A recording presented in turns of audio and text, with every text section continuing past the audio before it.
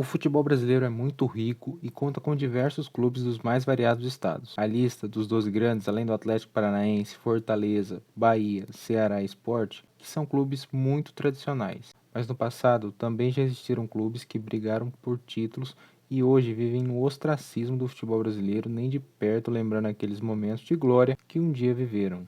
Então hoje eu vou te listar 6 clubes que já foram grandes e hoje estão longe de seu melhor momento. Antes de começar o vídeo, eu só vou pedir para você conferir sua inscrição no canal, porque no momento dessa gravação ele está com 1.876 inscritos, então seu apoio ajuda bastante.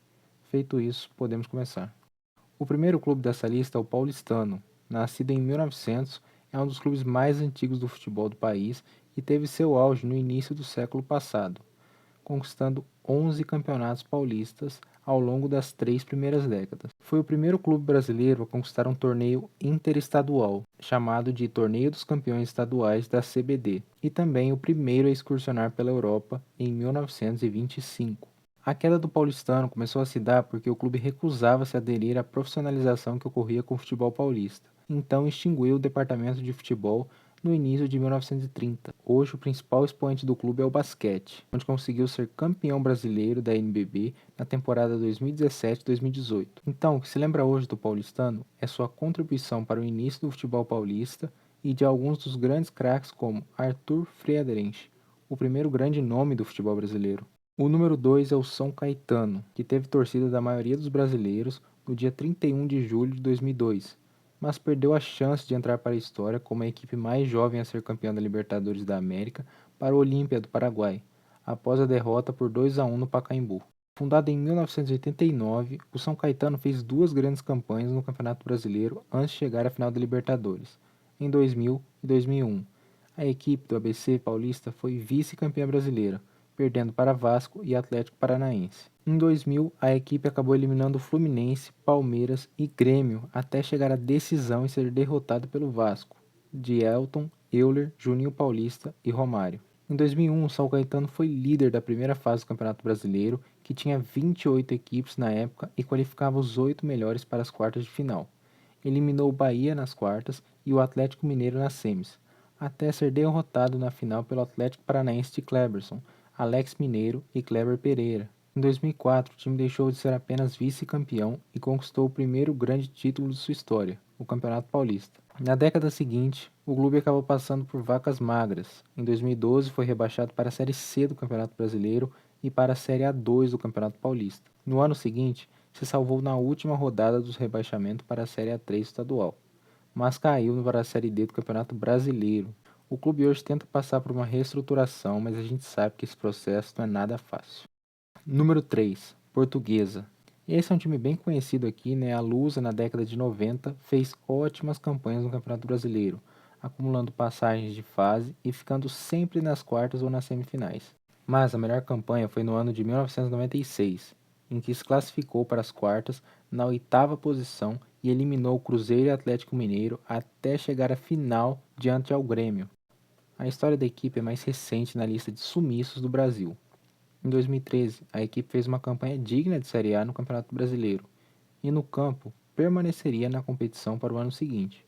Porém, por uma escalação irregular, perdeu pontos e foi rebaixada para a Série B do Campeonato Brasileiro. A partir daí, as coisas começaram a ficar bem complicadas no Canindé. Em 2015, a Portuguesa foi rebaixada para a Série A2 do Paulistão e em 2016 chegou no fundo do poço com rebaixamento para a Série D do Campeonato Brasileiro. No dia da gravação desse vídeo, a Portuguesa confirmou o rebaixamento para a Série A2 do Campeonato Paulista. Mais um caso de reestruturação que a gente sabe que é bem complicado de fazer. O número 4 é o Bangu. Bicampeão carioca, fez a melhor campanha nacional de sua história no ano de 1985, quando chegou à final do Campeonato Brasileiro e foi derrotado pelo Coritiba, nos pênaltis, após empatar por 1-1 no tempo normal, em pleno Maracanã. O Bangu passou por Internacional, Vasco e derrotou o Brasil de Pelotas na semifinal da competição. A partir da década de 90, o Bangu acabou deixando de figurar no Campeonato Brasileiro. No século XXI, a equipe de Moça Bonita viveu tempos ainda mais escassos. Em 2004 foi rebaixado para a segunda divisão do Campeonato Carioca e por lá ficou até 2008. Após voltar para a Série A, foi rebaixado mais uma vez em 2013, voltando no ano seguinte. O clube, nos últimos anos, tem como grande objetivo buscar acesso na Série D do Campeonato Brasileiro.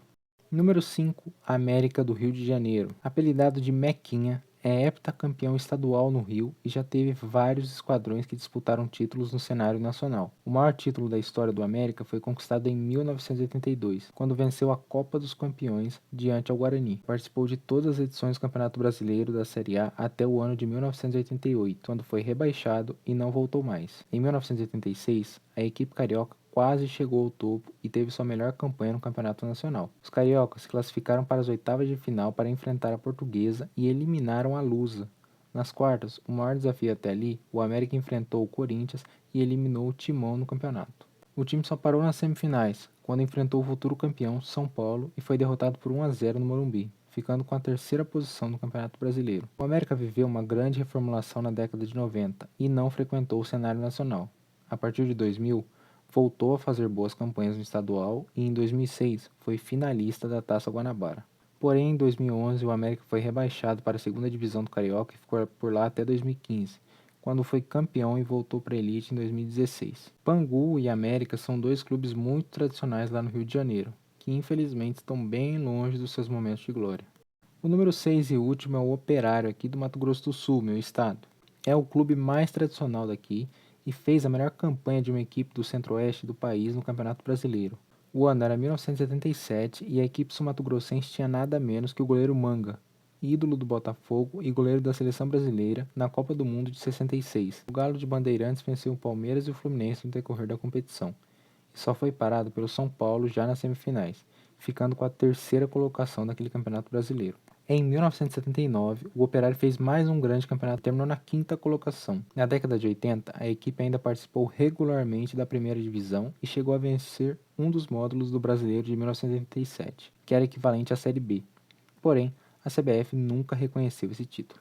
A equipe começou a sumir do mapa na década de 90, mais precisamente em 1997, quando venceu seu último título estadual. Após um período de ostracismo e sem participações nas divisões inferiores do Campeonato Brasileiro, chegou a ser rebaixada para a Série B do Campeonato Sul-Mato-Grossense. Hoje ela está de volta à primeira divisão e tentando o título estadual para conseguir uma vaga no Campeonato Brasileiro da Série D. Enfim, eu espero que você tenha gostado desse vídeo. Se curtiu, por favor, deixa o like aqui embaixo, porque isso me ajuda demais a crescer. E, por favor, não esquece de se inscrever no canal. Mais uma vez, eu agradeço pela sua ajuda, pela sua audiência. Forte abraço e tchau.